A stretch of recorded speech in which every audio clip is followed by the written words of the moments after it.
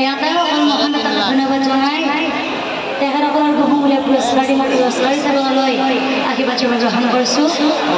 নমস্কাৰ, মোৰ নাম শ্ৰী কৰিশ্মা গাঁও বছাচুবা ডাকঘৰ ঢেকিপাৰা জিলা হৈছে দৰং অসম থানা হৈছে চিপাজাৰ ডাক প্ৰসংগ হৈছে ৭৪৫।